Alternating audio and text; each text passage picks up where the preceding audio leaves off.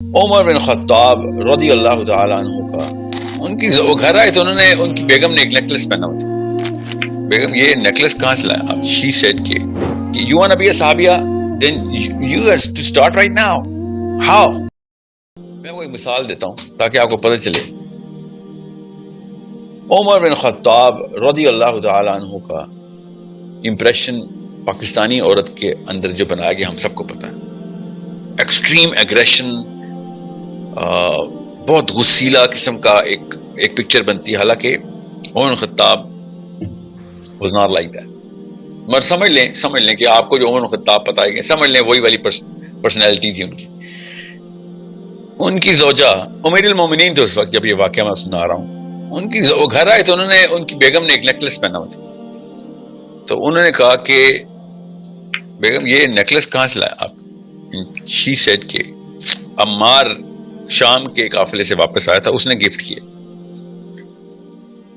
اب آپ پاکستانی عالم کو یہ واقعہ سنائیں گے نا تو ایسے کانپے گا کہ یہ کیوں سنانا شروع کر دیا آپ نے. عمر بن خطاب کا واقعہ یہ بین کر کے بیٹھے ہوئے. عمر بن خطاب نے کہا کہ سوچیں ذرا، جس پرسنالٹی کو آپ سمجھتے ہیں کہ پاکستانی مرد اس طرح اپنی بیوی کو پہن کے دیکھے نا نیکلس اور کہے کہ ہاں جی آپ کے فلان دوست نے گفٹ کیا ہے. تو عمر بن خطاب نے آگے سے کہا، انہوں نے کہا کہ بیگم یہ دیکھ لو اس نے تمہیں گفٹ کیا ہے یا امیر المومنین کی بیوی کو گفٹ کیا ہے. مطلب کوئی نعوذ باللہ کوئی مفاد تو نہیں ہے اس کا کہ مجھ سے کوئی کام تو نہیں پڑے لے گا بعد میں، نعوذ باللہ. مطلب ہی واز جسٹ سیئنگ کہ اپنا تزکیہ رکھنا. اینڈ شی سیڈ پہلی دفعہ نہیں گفٹ کیا اس نے مجھے، فکر نہیں کریں.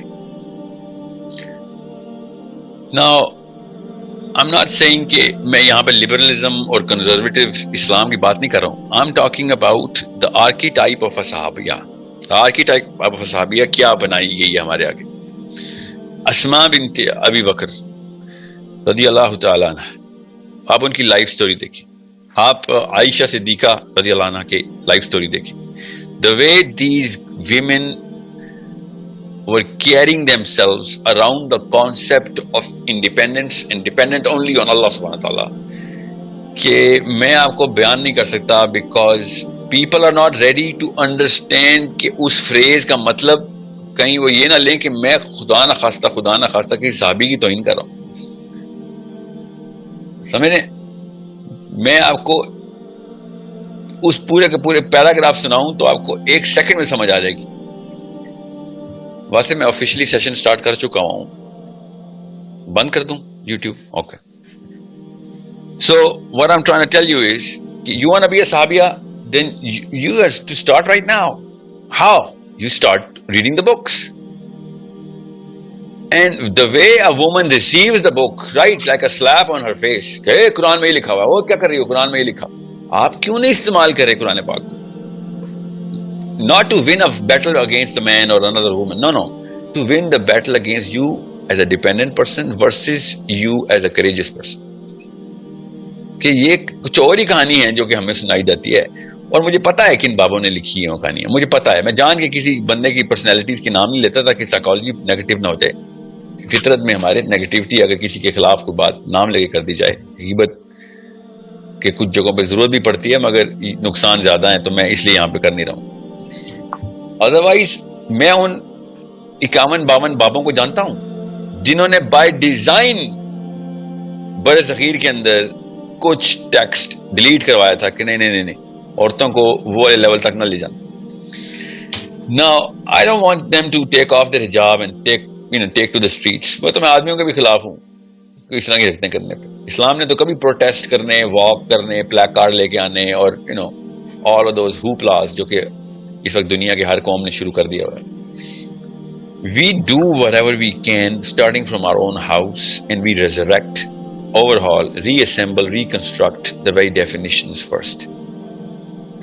And unless you do that, and I know you are not going to do that, یہ statistically possible نہیں ہے کہ آپ سارا کچھ ایک ہی جنریشن میں overhaul کر لیں. But if you don't start that, then do not blame your daughters for choosing less than worthy men and raising less than worthy boys. Don't do that. It's a problem you won't be able to solve. میں آپ کو ابھی بتا دوں, there is no way کہ اگر آپ نے شروع نہ کیا تو آپ کی بچیاں یا بچے وہ کہانی کسی ایسے انجام تک پہنچائیں گے جس میں کوئی فائدہ ہوگا آخرت میں. دنیا میں تو ہوگا ہی نہیں ہوگا, آخرت میں بھی نہیں ہوگا. آپ سوسائٹی میں دیکھ لیں کہ اتنی زیادہ ایک ڈسٹرکشن اسی کاز کی وجہ سے ہو رہی ہے کہ کیمسٹری نہیں ہے, ان کی فریکوینسی میچ نہیں ہو رہی ہے, اور وی کین سے کہ وہ کمپیٹنٹ نہیں ہے.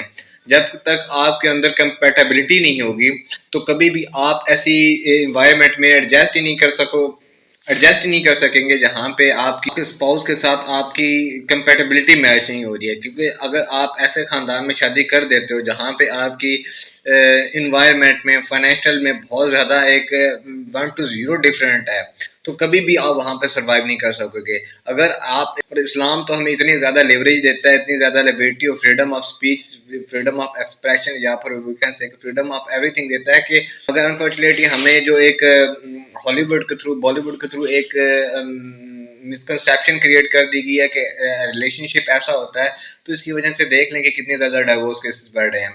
اگر ڈائیورس کیسز نہیں بھی بڑھ رہے ہیں تو ڈومیسٹک وائلنس اور ابیوزز کیسز اس لیول پہ جا کے چلے چکے ہیں کہ ہم اس کو ٹیکل نہیں کر سکتے ہیں, ہم اس کو ریکور نہیں کر سکتے ہیں, کیونکہ کچھ ڈیمیجز ایسے ہوتے ہیں کہ جب وہ ہیپنڈ ہو جاتے ہیں تو کبھی بھی ان کا ازالہ نہیں کیا جا سکتا ہے.